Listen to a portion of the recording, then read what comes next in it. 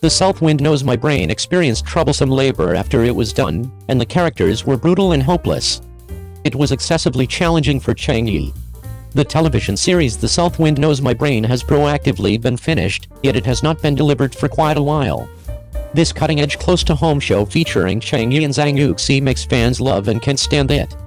The outfit shows featuring Cheng Yi are extremely miserable, which causes individuals to feel upset. I believed that advanced profound shows would change, yet this is everybody's living in fantasy land.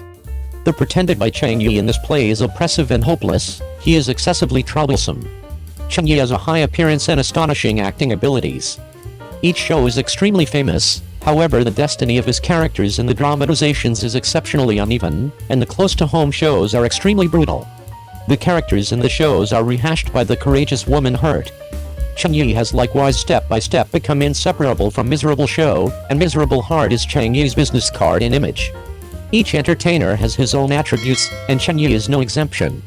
The television series he took part in are extremely brutal, and this is his exceptional style. Albeit the close-to-home show of harming each other is awkward, it will likewise have perpetual delayed flavor impression. The going great relationship isn't genuine. Just inversions and exciting bends in the road can stand out for the crowd. The south wind knows my signifying experienced dystocia, and the pretended by Cheng Yi is excessively hopeless. The south wind knows my psyche is a television series featuring Cheng Yi and Zhang Yuxi. It recounts the tale of the adoration disdain entrapment between botanist Fu Yunshan and specialists with outlines Zhu Jiayu. The two love and kill each other in the play, and the plot is very miserable. Full stop. Cheng Yi even sat in a wheelchair and involved a stick in the play. This scene made individuals sweat. The television series featured inconsistently of such hopeless and miserable scenes. This show has previously begun shooting as soon as 2020, and it has not been delivered for a considerable length of time, and it appears to have experienced dystocia. The group has been advancing this show, however there is no fresh insight about a finished record. Perhaps they are sitting tight for the perfect opportunity.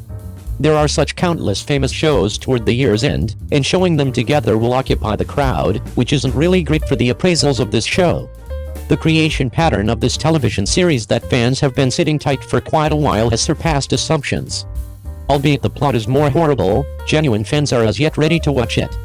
The television series that Cheng Yi featured in are generally harmful, and many individuals are utilized to it. This doesn't keep everybody from following the series. There are a considerable amount of reservations on the web-based stage, and that's what I trust the South Wind Knows My Psyche will meet with you soon. Now is the right time to skin the current year's homegrown dramatizations, burn through 8,000 yuan briefly to fix your face, exploit shooting, and eat so monstrous. 2022 is going to reach a fruitful resolution. In this year, the film and media business has contributed a ton of works with high gold substance, for example, Human World and Minghulu, and so on. From the period to the old outfits, the plan is clear. Be that as it may, there are likewise a significant number terrible films and pollutants, which resemble mushrooms after the downpour, followed intently behind. Today, we should accept stock together. The finish of the ensemble show isn't a chance for rookies, yet all the same the most natural outsider. Contrasted in current shows, film and TV works, for example, Xiangsha are stunning. Moving consistently, the mood of the crowd was screwed up. Since such works became famous, an ever-increasing number of chiefs have begun the method of letting themselves go. Zhao Liang's new show An Excursion with the Phoenix seems to be 3 lives III, which can feel humiliating even through the screen. Might it at some point be that the two beauticians moved on from a similar school? In Strolling with the Phoenix, Zhao Liang is wearing a white old ensemble, with long vacillating hair, brimming with pixie soul, which makes individuals' eyes sparkle. Consider cautiously about the style of Su in 3 Lives 3 Universes 10 Miles of Peach Blooms. It can't be said that they are something similar, however generally comparable. Same hairline, same hair extras. The second I saw Zhao Liang's style, I right away thought about the job of Yang Misu, and the feeling of bouncing was areas of strength for exceptionally. Furthermore, the authority declaration banner resembles the format the look on their faces left fans with the sideways glance. The similar gods are either in love or on their way to being abused, so viewers can guess the plot. In 8,000 Years of Dust, the costume and styling issues are even more complete than the actors' faces. For those who like to watch costume dramas, the costumes in all shapes and sizes are quite pleasing to the eye. Like the little dragon girl costume in The Divine Couple, which remains a classic unsurpassed to this day. But in 8,000 Years of Jade Dust, apart from imitating the look of 3 Lives and 10 Miles of Peach Blossom, even the plot is very similar. Comparing the looks of Baisha and Shuanggu, there is basically no difference, except for the difference in decoration. Secondly, there is the sadism and resurrection. Naitu and Baishalo have abused each other for 3 lifetimes and their lovers have finally become one. Shanggu and Baiju are also abusing each other, and most importantly, the 2 of them have given birth to a child, and the male lead has been resurrected. In recent years, ancient immortal dramas have become so popular that the domineering President in Love with Me storyline has turned into a male god in love with a humble girl stance. These quirky teenagers are all basically the same.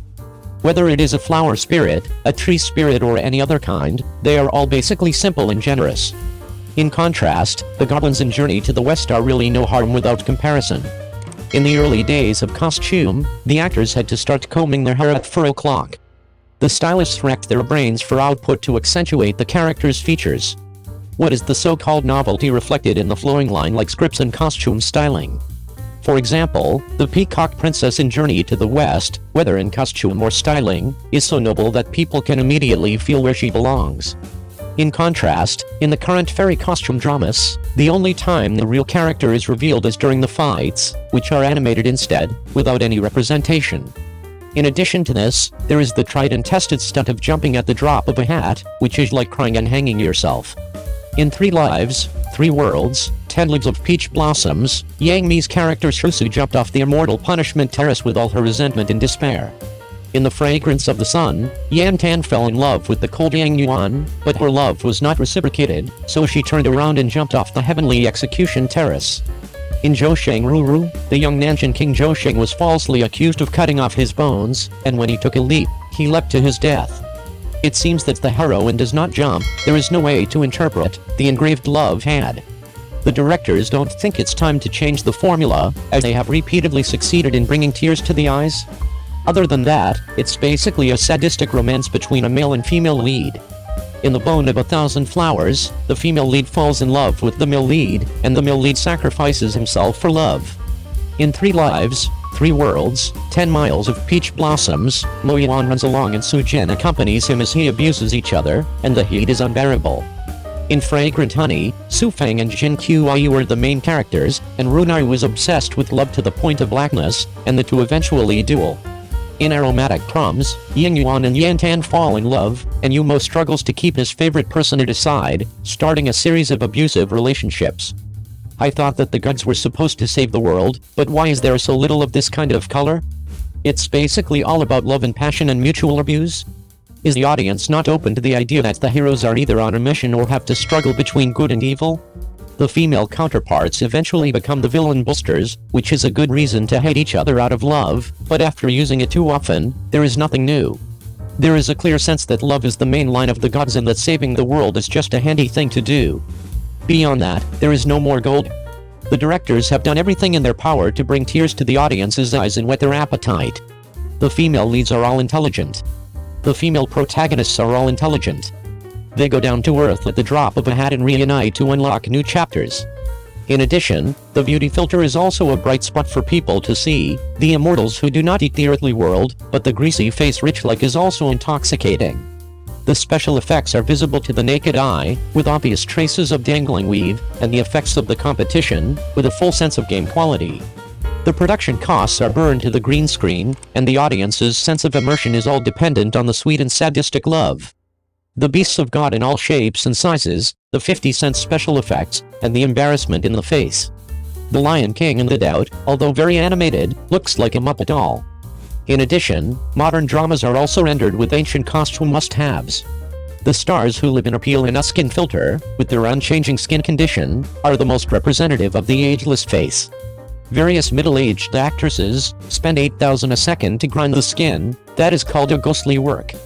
Jo Soon of Xiaomin's family is the only one in the whole play with her skin blown out. Other than that, the rest of the cast had dark noses that could be captured with precision. What is the director trying to say by being so deliberate?